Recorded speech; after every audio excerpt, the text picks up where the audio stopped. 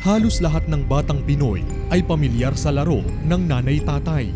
Isa itong simpleng larong pambata na kailangan ng kaunting palakpak na sinasabayan ng katuwaan. Pero sa likod ng inosenteng larong ito ay isang madilim at nakakakilabot na kwento. Saan nga ba nanggaling ang larong nanay-tatay? Heto na naman nagbabalik ang tagapaghatid ng sari-saring kwentong makabuluhan at kapupulutan ng impormasyon at aral, mga kwentong katatakutan, misteryo, kababalaghan, pambuhay, pansyensya, pangkultura, agham at iba pa. Ang KRA Stories, dala ang bago na namang kwentong itatampok sa inyo ngayong araw.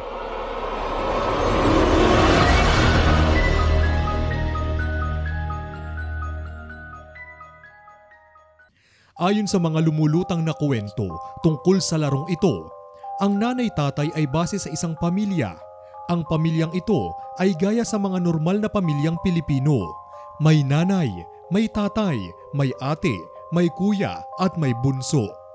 Ang nanay raw ay may pagka-istrikto ang ugali. Gusto niyang laging nasa ayos ang bahay at hindi niya pinapalampas ang maliliit na pagkakamali. Mahilig din siyang magbingo kaya lagi siyang wala sa bahay. Ang tatay naman daw ay may pagkalasinggero at sugarol. Halos gabi na rin daw ito umuuwi sa bahay at kung minsan ay namamalu pa kapag hindi maganda ang timpla niya. Ang ate naman ay palaging nasa galaan. Puro pagnonobyo ang inaatupag kaya hindi na nakakatulong sa gawaing bahay. Ang kuya naman ay may pagkalakwatsero rin. Puro pambubulakbol lang ang alam niya at wala siyang pangarap sa buhay. Sa pamilyang ito, isa lang ang tunay na may malasakit at iyon ay ang bunso. Si bunso ang palaging gumagawa ng mga gawaing bahay dahil hindi naman nakakatulong ang ate niya. Wala rin lagi sa bahay ang kuya niya. Madalas din siyang napagbubuntungan ng galit ng mga magulang niya. Araw-araw ay siya ang laging naguhugas ng plato, nagwawalis at naglilinis ng bahay. Pero sa likod ng kanyang kasipagan ay palagi pa rin siyang pinapagalitan ng kanyang nanay at tatay. Naiinis ang nanay niya kapag nakikitang hindi maganda ang pagkakalinis niya ng bahay kaya pinipingot siya nito. Binubugbog din siya ng tatay niya kapag inaabutan siyang naguhugas ng plato sa gabi.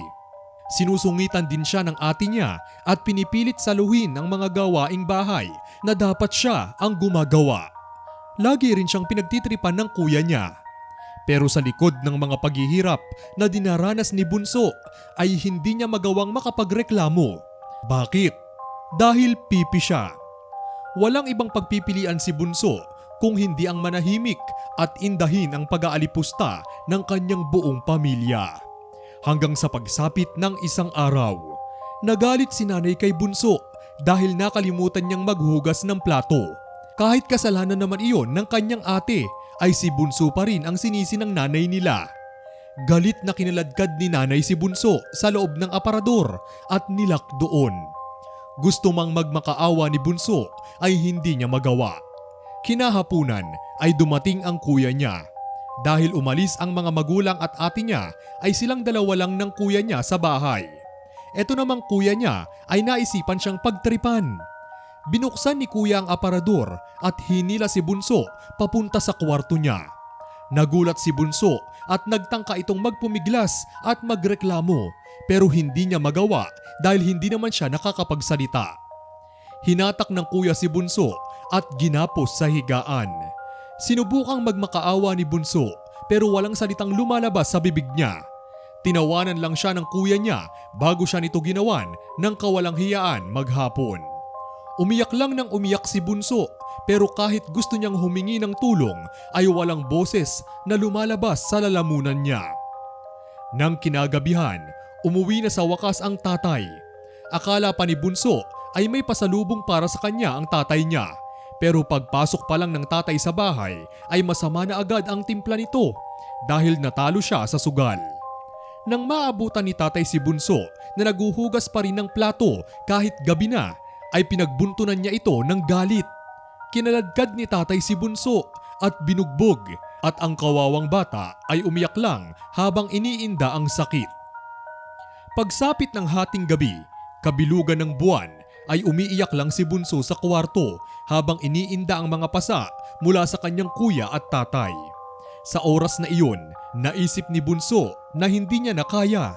Pagod na siya at gusto niya nang tapusin ang lahat ng ito.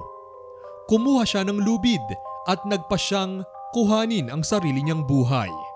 Pero bago iyon ay nagsulat muna siya ng huling tula para sa kanyang pamilya. Pagkatapos maisulat ang tula ay tuluyan niya nang tinapos ang kanyang buhay. Kinabukasan, nabasa ng buong pamilya ang tula na isinulat ni Bunso para sa kanila. At ang tulang iyon ay walang iba kung hindi ang sikat na larong kinagisnan nating lahat. Nanay, tatay, gusto kong tinapay. Ate, kuya, gusto kong kape. Lahat ng gusto ko ay susundin nyo. Ang magkamali ay pipingutin ko. Ang tulang ito ay paghahangad ni Bunso na mabigyan siya ng atensyon ng kanyang pamilya dahil kung hindi ay isasama niya silang lahat sa hukay. Tuwing hating gabi at bilog ang buwan, maririnig si Bunso na kinakanta ang tulang ito. Kung hindi mo siya susundin, baka magpakita siya sa iyo. Ano sa tingin nyo mga katoto? Naniniwala ba kayo sa kwento sa likod ng larong ito? Ikomento ang inyong mga sagot sa ating comment section.